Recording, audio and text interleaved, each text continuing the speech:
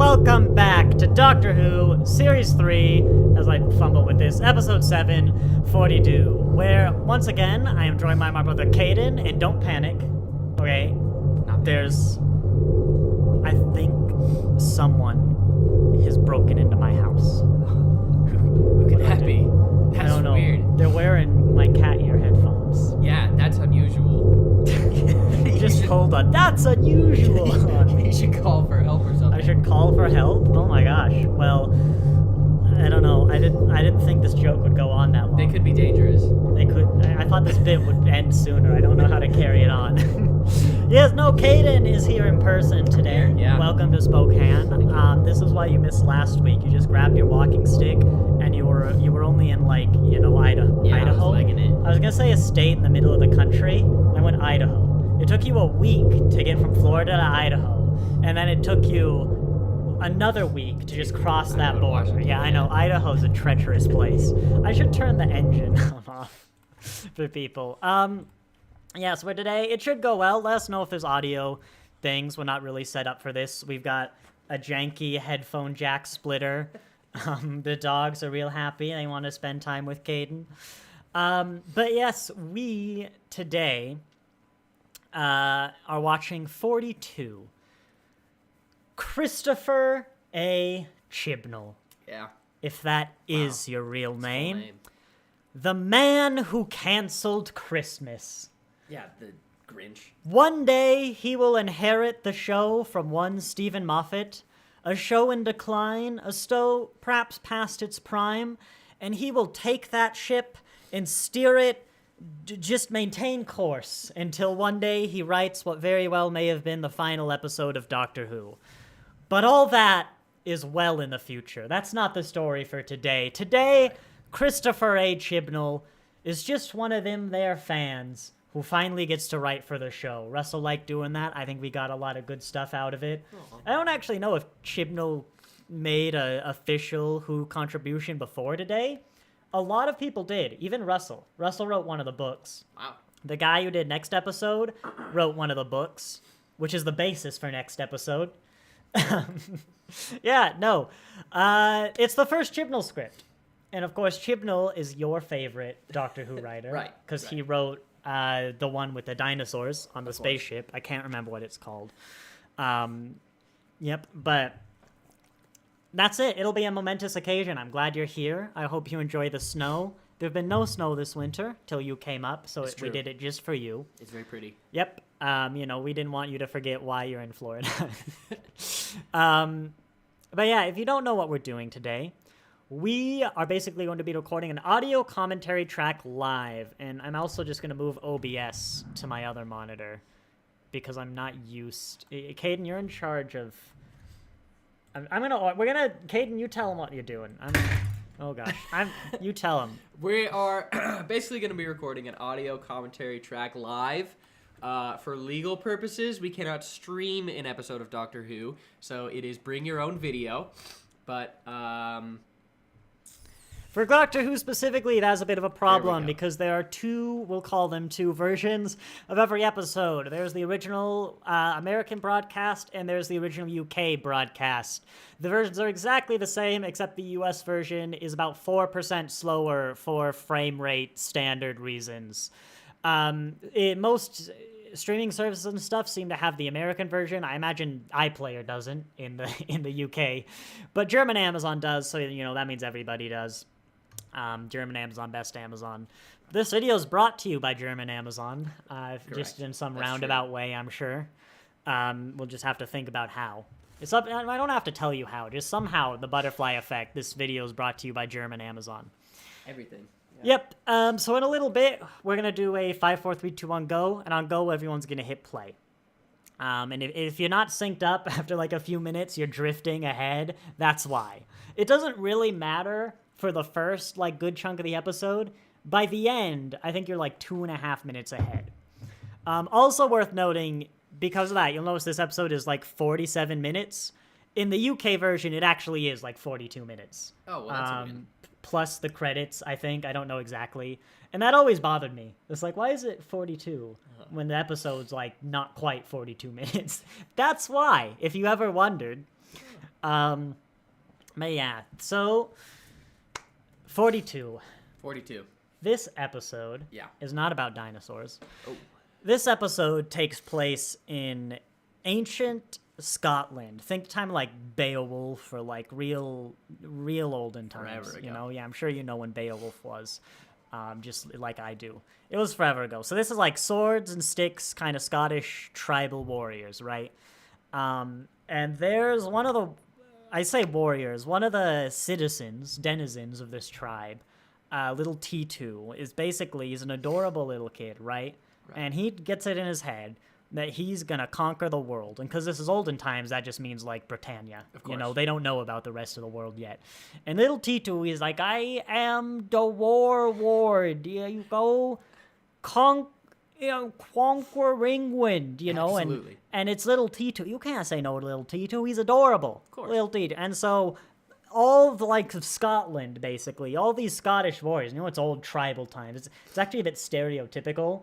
Like, David Tennant's right there. I'm kind of surprised they made it. But, you know, they're very, painted, tribal. They're all shirtless men, real buff. Yeah, they like hitting things, you know. Imagine the jock stereotype. That's what they all are, except little T2. Right. Which is why he's so cute, you know? They don't know cuteness in tribal Scotland. And yeah, this episode's about little Tito going around. The doctor comes, and he's like, Scotland's not supposed to invade everyone, you know? And he has to teach little Tito about morality and stuff. And of course, the reason it's called is that when the tribesmen, they, like, charge in the battle, it's like, for T2! You know that sound. Can you go that laugh a little more audio, just so I have it on record? Well, it's great because in the middle of that story, it clicked. It clicked. Yeah. It's so I was just waiting to feel that. That was good. Yeah, I thought it might click. I think you might also have to get a bit closer to the mic. Try not to drift away. But, yeah, shout-outs to my wife, where we recently watched The War Games, and there's a character named the Warlord who takes a while to show up. He's just a reference. And I was telling Alex, I don't remember the Warlord. I thought this other guy was the Warlord. Now it came up with the joke that was just like a little kid called the War Ward. And I'm like, I'm going to steal that for 42. Yeah, because that's good. Episode's called 42. Yeah. Yeah. We've got a rough time this season, I have to admit. I spent most of this season thinking of plots for other season episodes. We're working up to some really good ones. Oh yeah, no, there's at least like 3 good ones in the next 2 years. That's a good ratio to look forward to. Yeah. Well, you know, it's like we're on Chibnall, 3 good ones in the next 2 years. It's like that's what you can. Yeah, that tracks out. Okay, this episode, right? I got a lot of complaints about Chris Chibnall. This episode, I've said before, it's the least Chibnall script of the episodes, you know, which isn't even necessarily a bad thing. You know, Moffat and Davies also have their types of scripts, you know. And this is, I've said before, I think this is probably his best. It's up there, you know. That is a bad thing, because it's kind of mid. But yeah. So this isn't just going to be slamming Chibnall. It's kind of practice. We got to build up for the Chibnall, where I don't just want to complain about him. I'm going to, you know, this is a review. We're going to critique. But I don't think there's any Chibnall-ness to critique here specifically. And it's going to be interesting going through with you, you've never seen, well, yeah. I mean, you've seen this one. It's been a while. Many years ago. But you've never seen the Chibnall era, you know? Yeah. And I couldn't have told you who Chibnall was before he took over. Yeah. Shall we get started? We shall. I think that's about it. T2. So, yeah, for T2. As I said before, we are going to do a countdown. 5, 4, 3, 2, 1, go. On go. Actually, I'm going to do it a bit early, because sometimes the hard drive needs waked up. But in a little bit, it's going to be 5, 4, 3, 2, 1, go. On go, we're all going to hit play. Hey, look at that. The hard drive stayed woken up. And then we're going to be synced up. And I'm going to play this blurred version of the episode in the background to help with that. 5, 4, 3, 2, 1, go. And hopefully you can't hear the episode through our headphones. slightly off ear. My very beautiful bright pink cat headphones. Yeah, there he is, David. Real protests about this episode, of course, being Scottish. It's very stereotypical. Is that's a new What? Doctor outfit, is it? No, that's just his blue suit. Oh, he's got like this popped red collar. Maybe. I don't know. I don't pay that much attention to his suits, I'm going to be honest. He changes his tie a lot. Does he? Huh. He's got a red undershirt, too, actually. You know, Chibnall coming in to switching things up. You know, and he's got the vision. matching red shoes. He always wears those, though, his trainers. But now it really works. Those red shoes really match your blue coat. Okay, yeah, I don't have volume control wirelessly. Because what's happening is we have two headphones, both wired in to just a wire that's got a split in it. So, yeah. Probably should have just had you borrow a computer. But we have one mic. That's true. Now, I'll say the premise for this episode, I like it. I think it's a good premise. I think in execution, it's a premise that's just hard to do well, and you'll get to the premise. It's like, it sounds like a good idea. When you try and make it, you're kind of like, what is the episode? Maybe you could have done a real fun one. But, Chibnall's one thing about Chibnall that most people agree on is he's got great ideas. That's good. Like, the complaints with Chibnall are all execution, really. But again, that's the future. That's a problem for Jodie Whittaker. Right into the action, too. Not sure about that VFX. There we go, 42 minutes. I will maintain, though, this is the only Chibnall thing, and it's only something I can say having watched, like, 5 years of him as showrunner. And I've told you before. The fact this episode is named 42, and it's not in real time, is one of the most Chibnall things ever. Yeah, it's a crime. Yeah, it's a lot of work. Especially for, like, a TV show, you know, where you have deadlines and stuff. I'd be amazed if any writer tried to make this real time. Because it needs so much redrafting and thought and, like, mapping out where everyone is. But call it 45 or something, you know? It just always irks me. Why call it 42 if you're not going to make it real time? What would have been funny if it was 47, but then because the American version... Speed. Yeah. It feels like, reminiscent of the Impossible Planet. Is that what it's called? The Satan Pit? Yeah, the devil one? Yeah, because, I mean, they're just going to fall into, like, a black hole, right? In, like, the most tangential way ever, yes, they're very similar. Got it. I actually have a mic stand. It has podcast mode. I should have put it between us.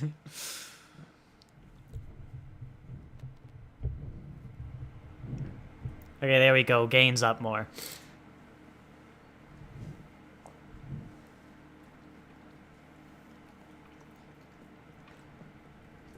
Like, it kind of irks me, though, because in my head, there's a brilliant real-time episode here. Yeah. You got stakes, you're counting down. And again, this is a beautiful Russell T. Davies grimy set, you know? Yeah, I love them. I think they should have put a little timer in the corner, but because it's not real time, just change how fast time moves in the corner. I don't know if I'd want, like, a visual overlay. Maybe. But it's just wrong. But we keep going back to that clock, you know? In the version of this episode that did take, like, 5 years to write, you know? Yeah. I'm not going to blame Chibnall. I'm going to blame him for calling it 42. But, you know, there is actually an episode of Doctor Who that every now and then does genuinely have an on-screen UI countdown come up. It's kind of weird. That's pretty funny. Yeah. But that's a few years from now. And that was Moffat.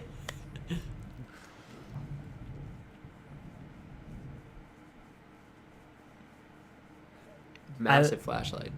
I also love, we'll get him on, one of these crew members. There we go in the background. I want to be them. Okay, here we go.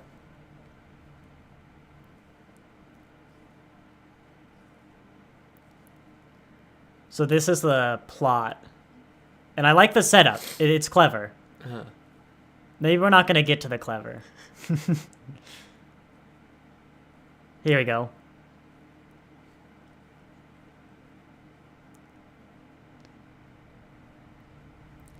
I mean, maybe you could say it's a bit ridiculous, the security system they have. But I think it kind of works. So what they're going to do is it's all like trivia for the doors. So it's basically, what if you had to do a pub quiz to survive when peaking? That gains a little high. And I'm turning it up more. There we go. So, it's like pub quiz. And as 2-year varsity captain of my school's Knowledge Bowl team, I can get behind Up your that. alley, yeah. I can get behind that. I just do struggle, like, unless you're literally watching Jeopardy, it's kind of hard to make it an episode, Yeah. You can have the gag, like with Rose, where it was the weakest link. And it wasn't just a gag, there was tension. Yeah. But not for, like, 40 minutes. Yeah.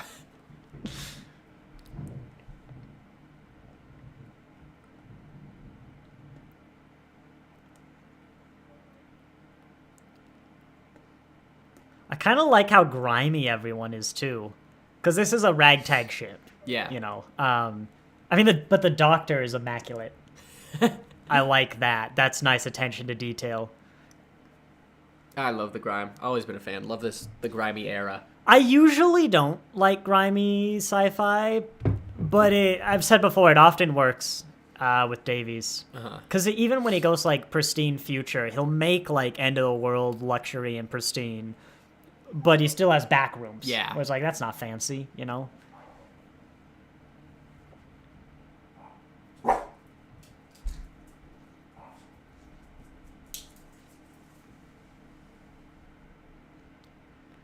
He's got a lot of green light, I'm noticing, too. Chibnall's a fan of, like... Because I've been watching TOS, which loves, random light colors. Yeah. But it's just green.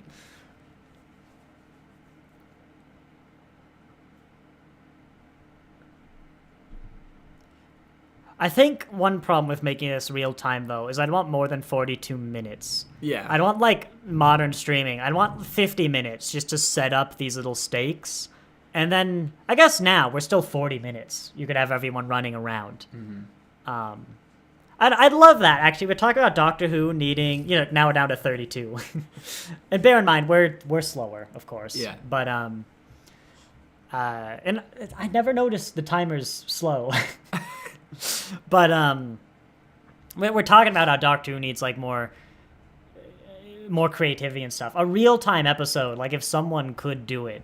Maybe like your showrunner for the next 4 years, and you start writing it like your first year, but it's like a last season, because it's hard. It takes time, of course. Absolutely. But it'd be, like, Big Finish could do it, because, you don't really have the deadline, I guess. You could write that as like a fan on your own and submit it.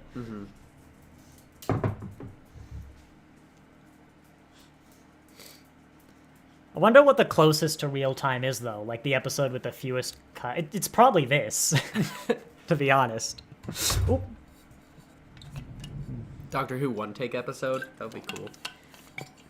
I love a one shot. Yeah, I wonder if it has the budget, because those are hard and expensive. Like, it's not the first take, but it's one take. Yeah, right? it's one. Yeah, and this cuts are seamless. I don't know if that's practical, but it could be fun. Yeah, I'm always a fan of those. I don't think I've ever watched one. I've watched ones that have really long single scenes that are impressive, but I've never seen like a one-take movie. There's a few, and I just watched an episode of a show I liked the other day. Yeah. What's that show's budget like? High. Yeah. I think we'd have to cut some episodes to get the one-take budget, and I don't want that. Yeah, agreed.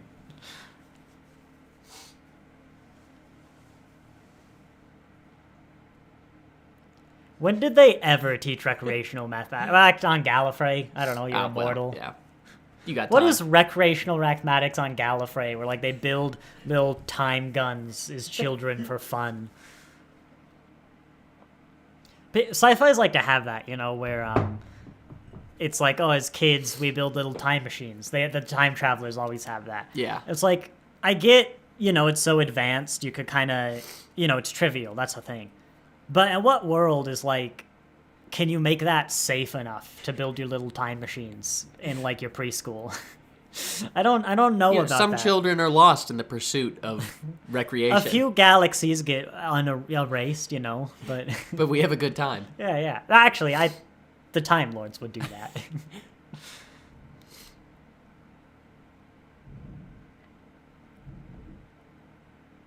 So I thought about this, right, leading into it. Martha just got her phone so she could call anyone, right? Uh-huh. And she needs the answer to a question. Who has the most, like, singles or whatever, the Beatles or Elvis? And I think we missed the joke where we mispronounced them. But, it could, like, a modern companion just Google that with, like, old Google? What year of Google do you connect to? But this is 2007. Like, look at Martha's phone. Yeah. I don't think that thing could Google. But I don't know that it couldn't. That's true. I wouldn't be confident. It probably couldn't.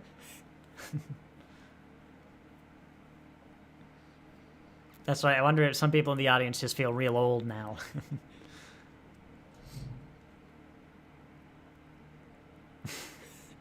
Very relatable scene, though, coming up. I think Chibnall's a boomer, so he drew on his own experience. No, but we're having fun. Oh, look at that generic sci-fi laptop. I love as well. Can we appreciate her laptop was fully set up with work documents, but her mouse was unplugged? You know what? Yeah, sure.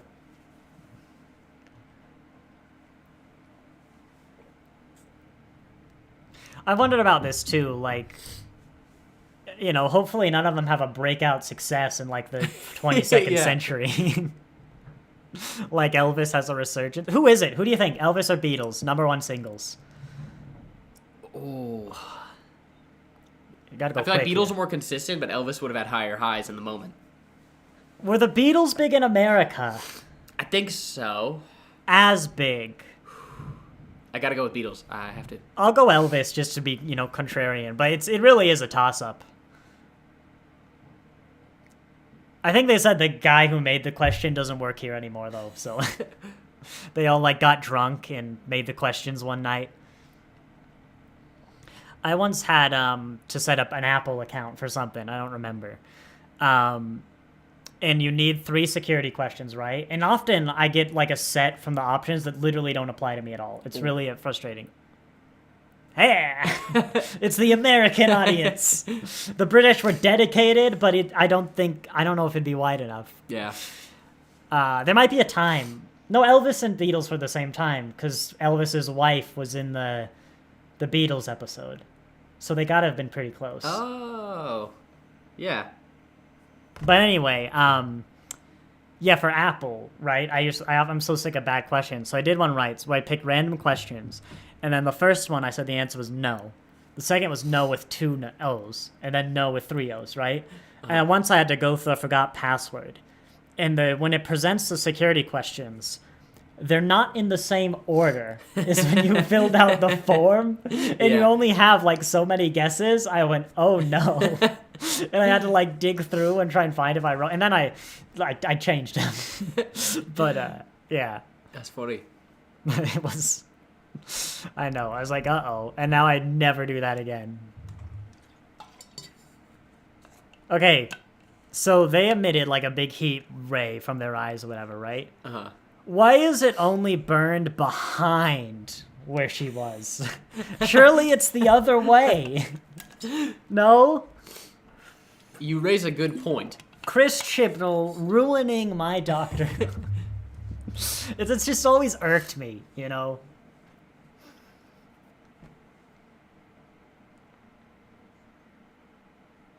She sounds kind of familiar. I gotta hear her talk again. It could be Big Finish. It could be this episode. It could just be one of those voices. I can't place it. It's probably just like this, or she does Big Finish.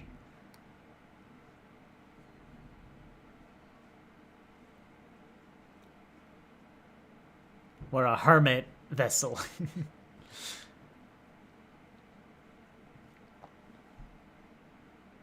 They don't really make planetfall or dock or move around. I'm missing a word, but goods. They're like packaged. think it starts with it's cargo, maybe? I don't know.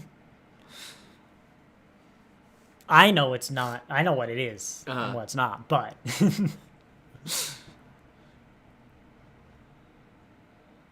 Is the doctor's name Dr. Learner? You know, they're a learner. They know stuff. Oh, gosh. Oh. You know what? I wish the Chibnall era was full of characters like Dr. Learner. I'm not gonna lie, I'd love that.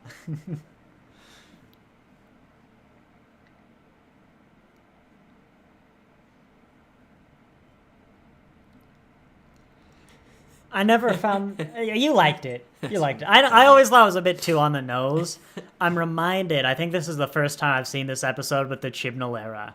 And I've mentioned, this was the one time where there's not something that goes, that checks out in my head. Uh-huh. This, of like his pre-era ones. The Chibnall's era got real bad humor. Yeah. And I'm like, okay, yeah, you know, I could see that in a Chibnall era episode. What if the kid says, kill me? And we kill him. Yeah, you know. Brilliant showrunner.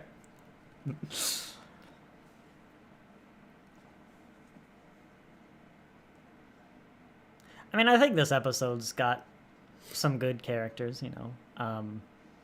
As I said, I think this is best. It's well constructed. It's got a good premise. I like the little twist, even if it didn't come out too strong. It's a bit basic, but yeah. I really don't have any memory of it, which is surprising. Usually I've got something. I mean, it is kind of a mid. Maybe something will come to you, but, you know, it's not standout.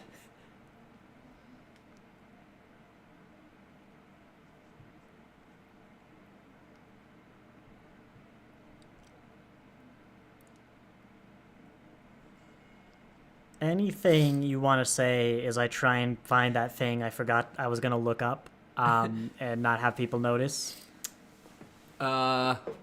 Words. There's been less trivia than I anticipated there being. Yeah, I know. I remember they got a lot more. of doors to get through, you know? I mean, at that point, it's just like random trivia, and that's not what Doctor Who is. And it's also actually really hard to do good trivia. So I mentioned I did a sport called Knowledge Bowl for 4 years. I was varsity captain for 2 years. And our team were good. We were the team that literally, like, when we'd walk by, people would murmur behind our backs, like, that's them. Yeah. You know, like, we did state before me. We went to nationals once. Mm-hmm. But, you know, we're good at trivia. And it's not just like you know it or you don't. That's bad trivia. But most trivia you encounter is often multiple choice. Knowledge Bowl is not. There's no multiple choice, you just answer. But at state, there is one test that's like multiple choice. And for some reason, a lot of teams find it difficult. But every year, we get like nearly 100% on this 50-choice question. Because like, we're used to answering questions without multiple choice. And that's so easy. And so for me, when I get like a good multiple choice quiz, like a test, but a trivia quiz, I should be getting most of them. I'm a little more rusty. It's been a while since I was in high school actively learning the things. But some are just real bad quizzes where you know it, you don't. Good ones, though, you can kind of work your way there or make educated guesses or narrow things down based off what you know of history or other broader subjects. And, like, any television writer probably just doesn't have the skills to write a good trivia. You know, they're just two different skill sets. Yeah. And so I'd be wary of anyone just, like, writing... He just put in a Google 50 trivia questions, and then, like, that's what makes into the script, you know? Because they're writers. They're not trivia people. Although it's the BBC. I wonder if the BBC would make, like, a trivia show that they could just get their person That's for. true, yeah. Huh. And even with Knowledge Bowl, there's like meta rules for a lot of them. Like in Knowledge Bowl, usually if the answer's a color, like 90% of the time it's blue. So it's a valid strategy some teams do. Well, anytime the moment they realize it's a color, they ring in and say blue. Because it's like a 90% hit rate. That's funny. It's a bit boring, but you know, it does work. Well, 90% of the time. But then you have to be real disappointed at 10% when Yeah, we're it's like, green. I know it, but I already answered. I mean, I do kind of like the scene of frantically typing on the number pad like it's hacking. This is hacking. He's real talented. Speaking of writers not really knowing stuff outside their field, it's like, damn, that's what I do as long at as work. it looks flashy. That's what I do at work, yeah. I don't actually do a lot, but I'm like frantic on the keyboard just right. to look. Boss walks by. Yeah, I've good actually work. got a podcast on, yeah. But just so that the program that monitors a computer sees a high APM. It's like, Yeah. wow, they're good. If you're my employer watching this stream, It's just a joke. just a joke.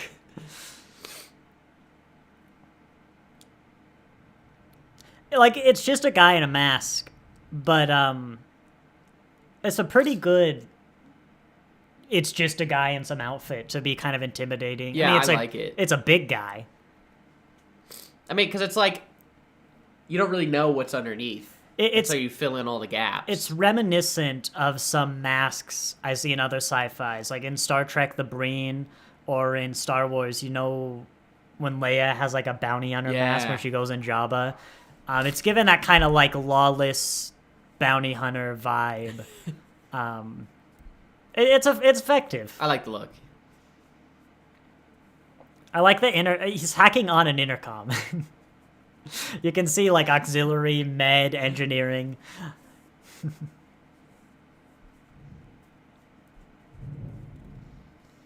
Yeah, that's what you do. I hate it when people do that at my work.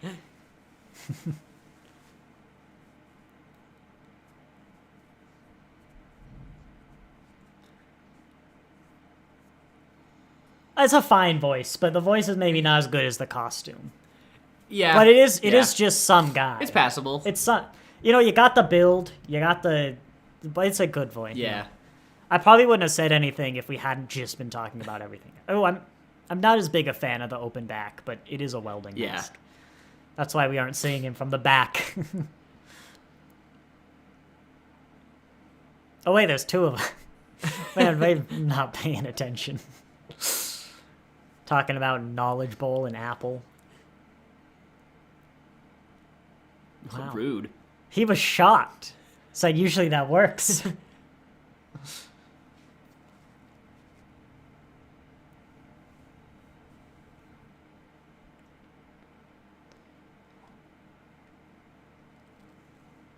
Is Martha just like out of commission for this episode? She just kind of. She did the questions. Yeah. I mean, she did call home. It's unfair to say she's passive, but I do think she is more out of it than both Rose before her and Donna after her. Yeah. Like the common consensus is Rose gets kind of screwed over. Oh my god. Here's a rare example of Chris Chibnall creating a scene that someone else is going to copy. Whoa. Because we're going to get this sort of thing with Donna soon. It's good. I really... There's the joke. I love this. The silent, like, I'll save you. Yeah. Actually, you could say he's copying the Idiot's Lantern, if you really want to be pedantic. But no, I like, it's decoupled, so there's space, there's no sound. It's very effective. Mm-hmm. This really, I think, might be Chibnall at his best. At least on Doctor Who. He's got some good Torchwood. Yeah, it's a good beat. I like that moment. Yeah. I can see why they gave him Torchwood, actually. If this is... I think they would have given him Torchwood first. Yeah, this isn't his first Doctor Who. His first Doctor Who is Torchwood. Oh. Which has done its first season. It's probably done by now. They're between the first and second. I don't think you'd like Torchwood, but it's kind of interesting seeing his work after Doctor Who. Yeah. I don't think it's as big a gap, because some of his episodes, even the good ones, I can see those sort of Chibnall-isms. Uh-huh. But also, there's a good chunk where I'm like, Chibnall wrote that? It's very interesting. Just how much of it was him, how much of it was the something about the BBC, the culture of the show, you know. Doctor Who's weird. Just a weird show. And then in this universe, Martha just falls into the sun, dies. Oh, yeah. Well, I mean, you know, we're almost done with her season, right? Yeah, this is how they get rid of her. I mean, actually, so looking forward, she's big in the next two-parter. We kind of need her.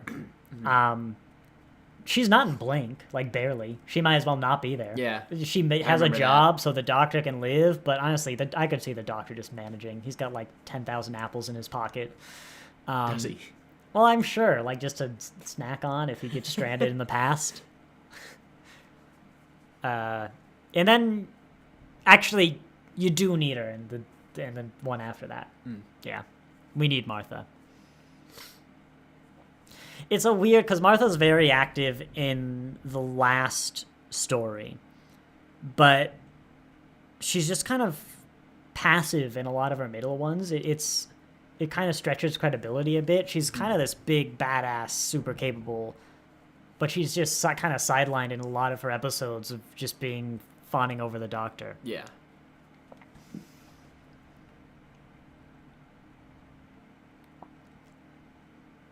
I wonder if Ruby Sunday was in this companion instead of Martha. Like, people really complain about Ruby in that relationship, but Davies did kind of fumble one of his three early ones, you know? Like, Martha was a fumble, but Rose and Donna were good. Yeah. I wonder if Ruby would be criticized less if she happened to be in the middle here, and then Martha would get a lot of heavy. But it's always hard to say.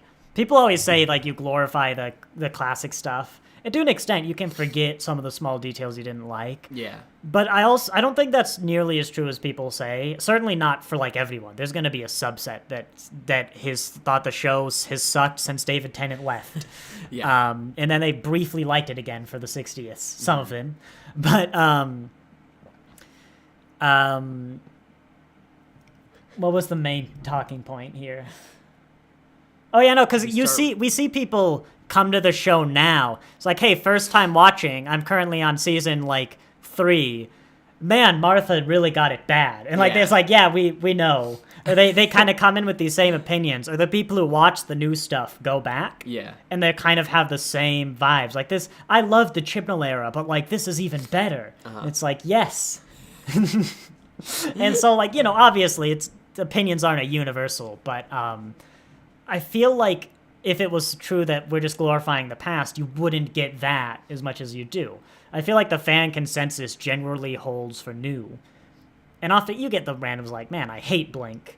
It's like, but, you know, that's because opinions are opinions. But overall, you know, there's camps, because Doctor Who's Doctor Who. It's like whole cast and behind-the-scenes changes. Yeah. So obviously, different eras, different folks. But there are people who still come in loving Davies and hating Moffat.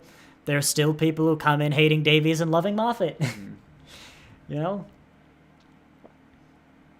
I've never heard of someone who loves Chibnall but hates the other two. I'd be really interested to hear from them, though. Yeah, I haven't. Because it's just such a different take, you know, from what I'm used to. Like, even the people who like Chibnall, they liked it before. Yeah. You know? It's interesting. Or they've never seen it. I mean, at least Martha gets good character work kind of here. Is this the first time we've seen the Doctor in that suit? I think so. For a second, I thought it was reminiscent. Sorry, what? We were talking about this at the beginning of the episode. Now it's like Martha... The Doctor's not in this scene. What? Well, I clocked it, but I wanted to make sure I didn't forget, because I thought it was the Satan Pit, but the Satan Pit had a yellow helmet. Look, I'll Google it if you want, but he's worn the blue... It's the blue going No, forward. the like whole sun thing. He just put on the... Point it later. Yeah. Point it later. I was just like... New suit. It was right before this. I was trying to get into the family drama, but... So Chibnall's not bringing you in with his character work here. Well, I do like... I think I really liked the moment. Yeah. This is good emotional beat. Yeah. And of course, the silent sorry. Angela Freeman, who plays Martha, does... I think all her scenes really well. She's great. It'll be interesting seeing her in the spin-off this this year, next year. You didn't tell me about that Big Finish news. I told you pre-stream. You did, but like 10. Okay, we got some. There's been some Big Finish news, but at the end. Yeah. At the there end. It is. Oh no, yeah, he's worn that Satan Pit. I don't think I 9 thought the Satan wore it. Pit had a yellow helmet. That is a. That's red. Oh, it's a different helmet. Yeah. This suit with the yellow helmet, they still use it. The 13th Doctor used it in like a regeneration. Like there's a. I think we talked about this last time. I like it. I wish it wasn't like the spacesuit humanity used literally till the end of the universe. But I think Doctor Who does need some of this continuity. And like, even if we use this for like 200-300 years, you know, there's a few centuries this is a suit.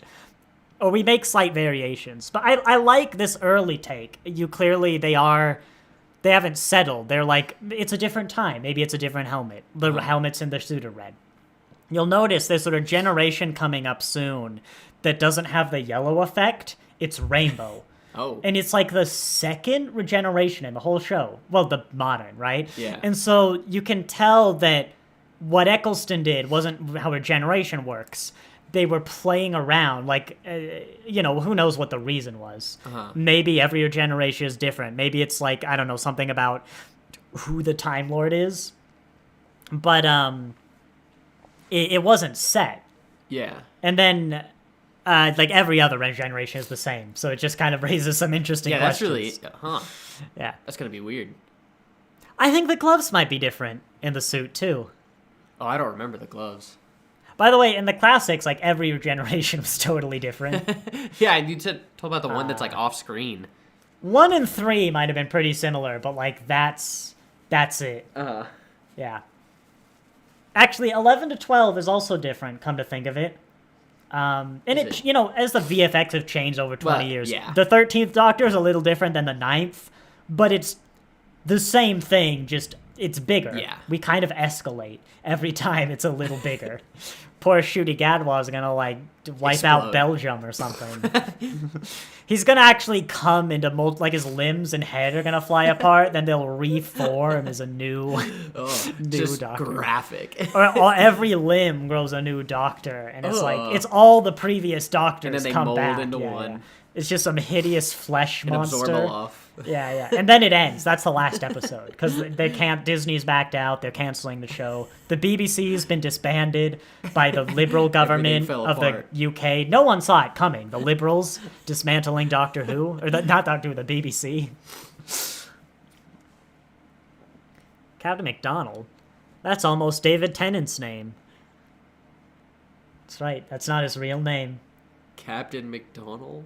David McDonald. David McDonald. Yep. I mean, he's a captain in my hearts. I think in all of ours, yeah. Yeah.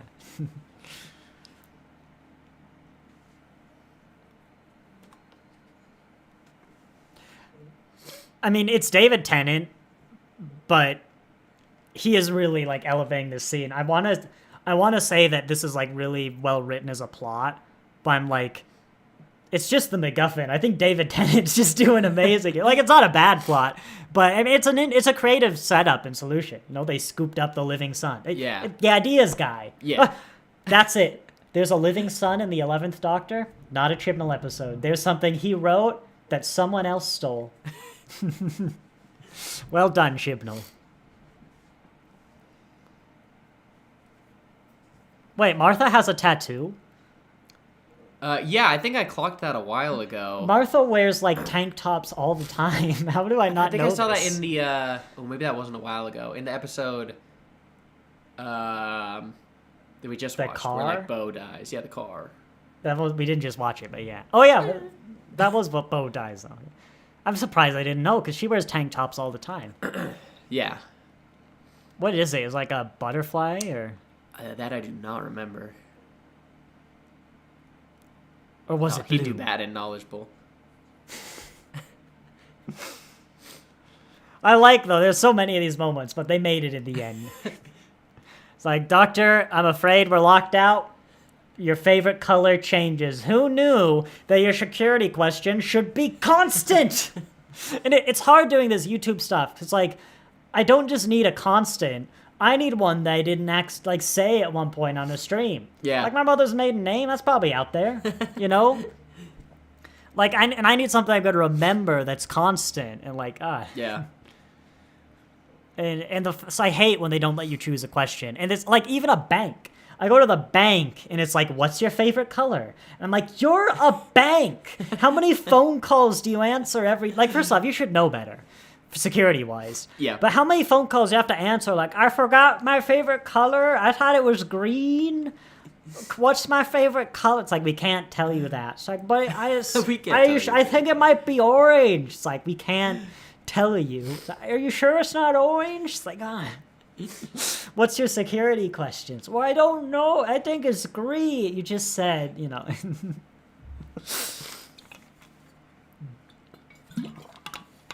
What is that 0 on the side number pad?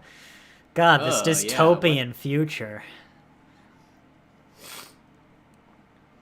He's giving it his all, David Tennant. Absolutely. It's interesting because I've said before, I don't know if it's just the writing or something about the actor, but in Matt Smith's Chibnall episodes, he's just the 13th Doctor. He's Matt Smith playing the 13th Doctor, and I don't get that with Tennant. I also almost would have liked more Tennant Chibnall episodes to see if that's there, you know? But as I've said, this is a very... It's kind of generic, but it's an un-Chibnall. I would not have known it was Chibnall unless I knew. God, how long do you think that took?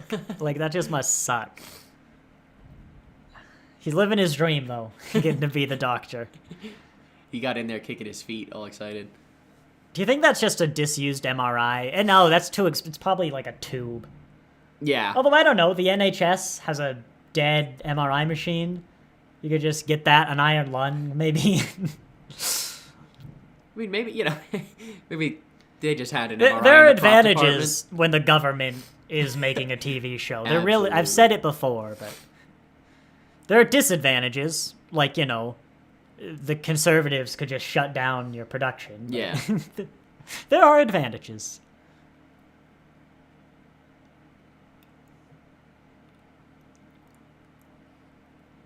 I also don't think the fact it's not real time really detracts from the episode, right? Like, it was weird, because of course it wasn't 42 minutes for me as a kid. And it was kind of weird that it was close, but like less time. Yeah. Because of the whole 4% slower. But I think it's well paced, well done. Yeah. This is like the baseline Doctor Who should be. Mm-hmm. Yeah.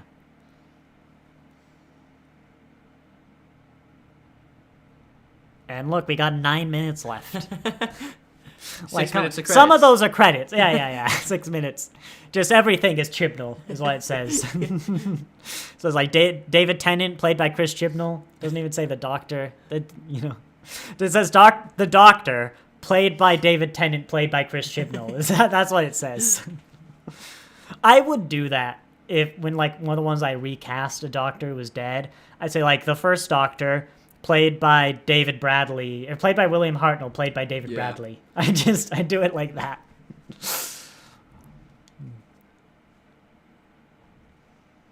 One of my favorite jokes is the regeneration of the 13th Doctor, where she becomes the 14th, right?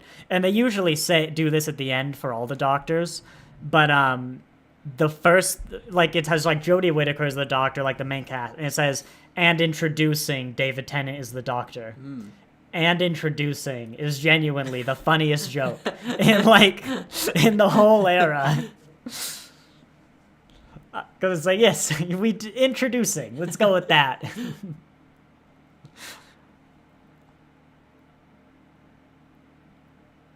Oh, they're lifting their legs on wires or something. They put a lot of effort for that shot. That was a good shot.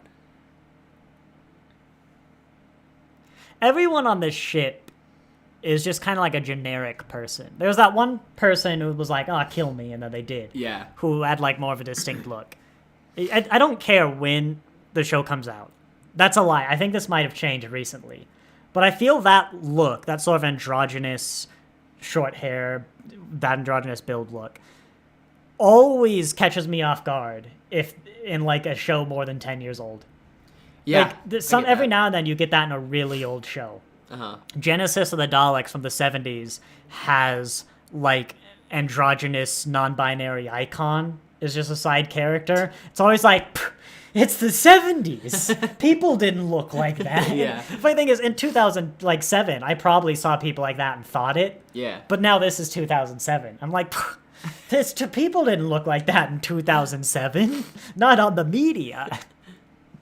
And so it always just kind of catches me off guard. It'll be funny if I watch like 15th Doctor and I'm like, people didn't look like that in 2020.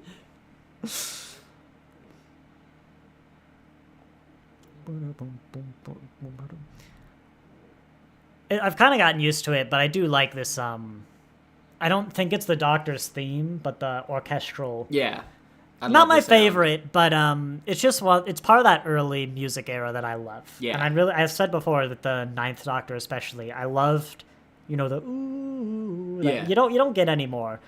But I've loved some of the early music before Murray Gold kind of hits his Moffat's era style, which was like 6 years or something. Mm-hmm. Even this is pretty Moffat. Like, it's grand. bombastic. It's not. It doesn't have as much like. It's more orchestral than what he would do for Moffat. But Yeah. I like just agreeing. You're assuming I'm right. No, I love like I think the early stuff knocked. I love that sound. I meant about Moffat. It's like it could be a kazoo. Yeah. But yeah, no. A lot of shows that are long running. I get this for Star Trek Next Generation 2. The early seasons have a very different musical feel. But I really like it. And it's not that I dislike where it goes. It's just I love the first take we got. Yeah.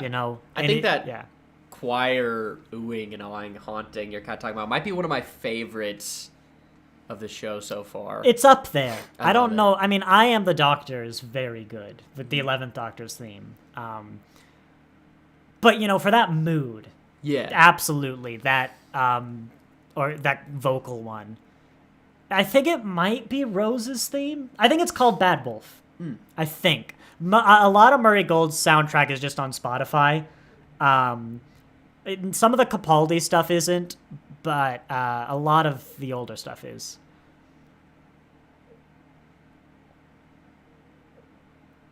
But sometimes the scene really elevates it. Heaven Sent, we've mentioned before, has a track called The Shepherd's Boy. It's kind of played all throughout. It's like the theme of that episode.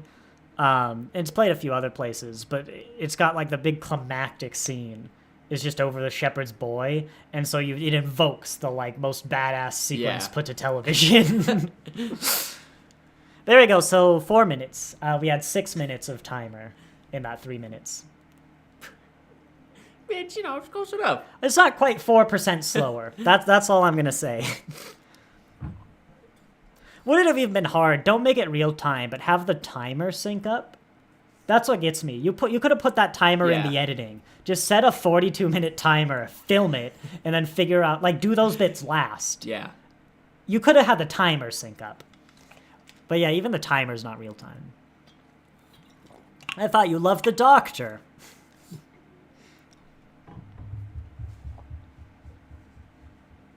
A lot of not romantically involved people kiss in Chibnall scripts. Thinking about it, it's not even his fault because it happens in Dinosaurs on a Spaceship, but that wasn't scripted. Oh, so what? I know that's another thing with the 11th Doctor and Rory. There's a kiss that wasn't scripted, and that's kind of, but it's coincidentally a Chibnall script. Now your next adventure, though, Martha. Not gonna be. It's a bit of a rough time. The one after that actually is also the next 2 adventures for Martha. She's trapped in the past, just having to live a service life. That's awful. Yeah, and then you know what? After that, I'm not gonna spoil it, but it's also pretty gosh darn bad for her. You know what? I see why she leaves. Yeah, she's got it. She's got it rough. She's got to be the victim of 20th century racism. Yeah. As a maid, Then she's got to be the victim of American 20th century racism, is like a dinner lady. She had a good and gig. Then it gets bad. She was learning to be a doctor, or was Yeah, a doctor. she's like a stable maid. life, good family. She's property. She's Like, downgrading. God. Oh, is that the Saxon? Yeah, the boom, boom, boom, boom. Is that bit of music ringing bells? Boom, boom, boom. There we go. I got Vim as a Hoodle once, guess the episode, and I was like, what? And then I hated it, because, like, I know her. I should have guessed 42. Did you vote? I know it's a little late. Actually, you're live. You better say yes. I don't care if you voted or not. Absolutely. You're old enough. I am old enough. Yeah. But I just missed the first Trump election. I was like just slightly too young. And I was like, oof. But 42. There we go. What'd you think? Yeah, I mean, for the first introduction of this soon-to-be main character in my life. Oh yeah, the second most hated man in Doctor Who history. Who's the first? The man who canceled Doctor Who originally. Got the it. only controller of the BBC, except potentially the current one, who was not knighted on retirement.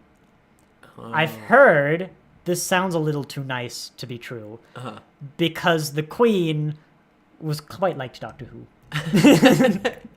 And it was sad that they canceled it, but it seems like that wouldn't be the only reason to be the only BBC controller in the history of the show that has not been knighted. Yeah. He came back too. He was like, one of the first things they told him when he came back is they revived Doctor Who. It hadn't come out yet, but they were working on it. And so he canceled it, left, and he came back. He's like, good news. We're bringing back but he converted. He liked the new stuff. So That's good. Really, it was probably just an attempt to get knighted. Yeah, he really is real upset about that one. I thought it was good. It's a good baseline of what Who should be. Yeah. There's really, sometimes I do have to check, like going in being like Chibnall wrote this. There's expectations, there's connotations. And, like I could say, yeah, I can see that joke being in a Chibnall episode. But I could see Davies writing a fart joke for a whole episode, Like, that's one joke that just brought up a talking point. Like, no, that's a good baseline. I mean, if it was 5 years of basically that, I'd be fine. I'd be happy. Like, I could have an era of that. Yeah. But yeah, as I said, it didn't really have any of his motifs, so I feel like you just can't talk about Chibnall as a writer. He wrote a good episode, got a character beat. It had a lot of the stuff he gets critiqued for. Had some good character beats. I mean, again, I wouldn't say anything stellar, but the plot was pretty tight. It was well paced. Other than the pacing not being 42 minutes.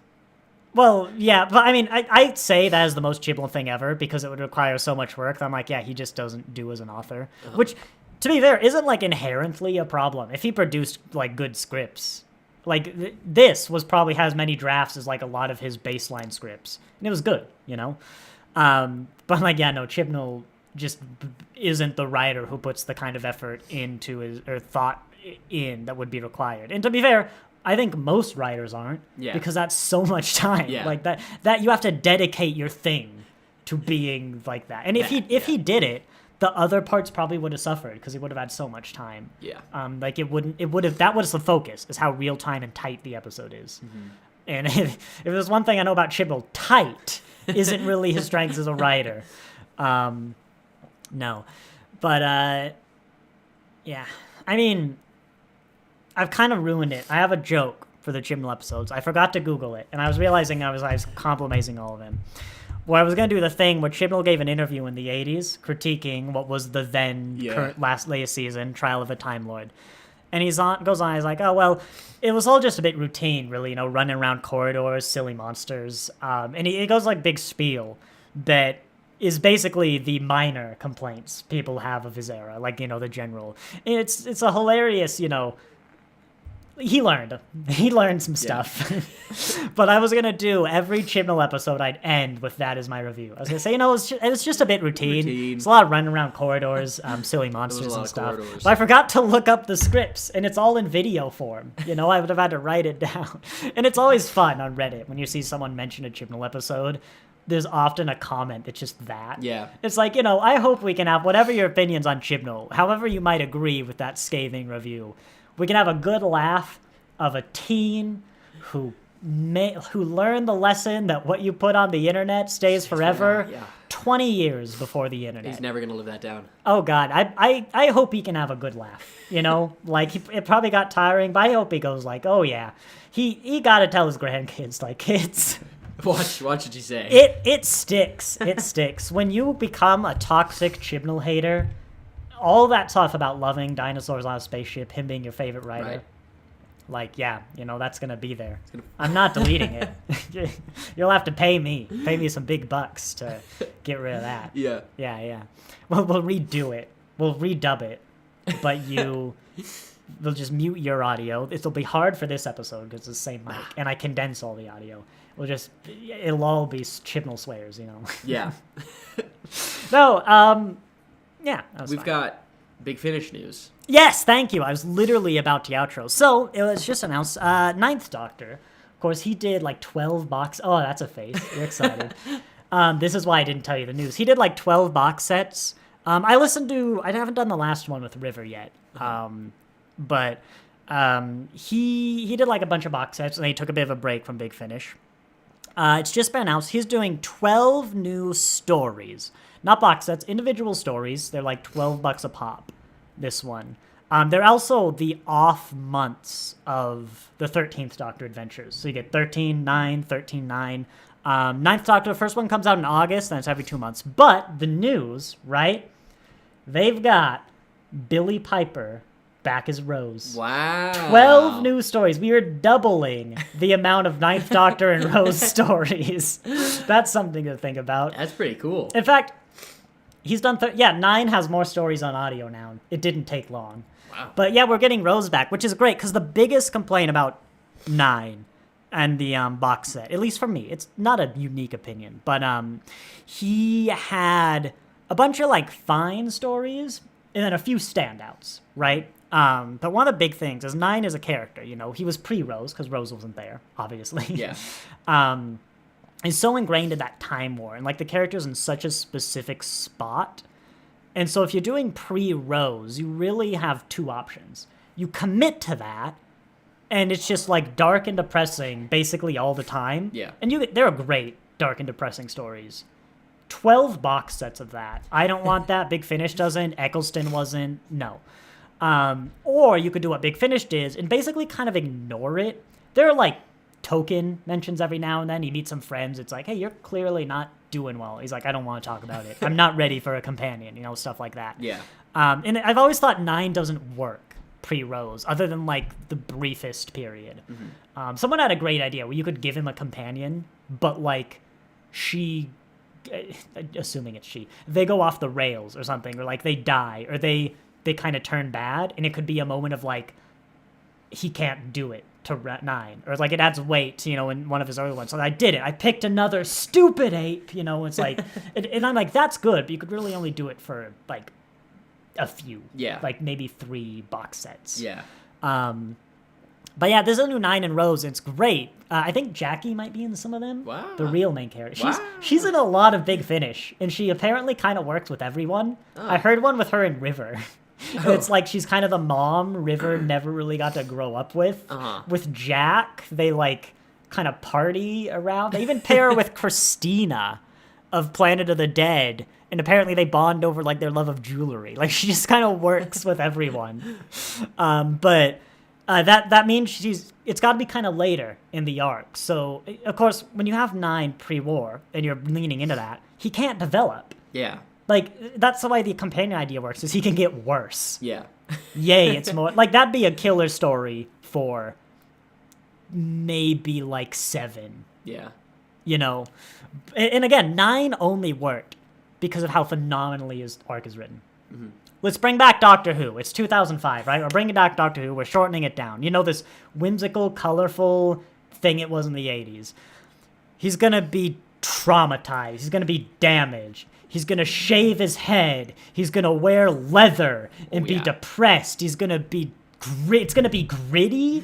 There's going to be about war. Like, this is every bad. This is the joke. Reboot a series and it sucks. But they actually did it. Yeah. And, because it's so well written, it worked. Yeah, it's great. Like, let's blow up Gallifrey. It's like... Just destroy it. And so, any risk you do with Big Finish, they have to be good. Yeah. Especially when you're dealing with that art. Absolutely. But when you have 9 in Rose, you actually can have a story that sets it aside.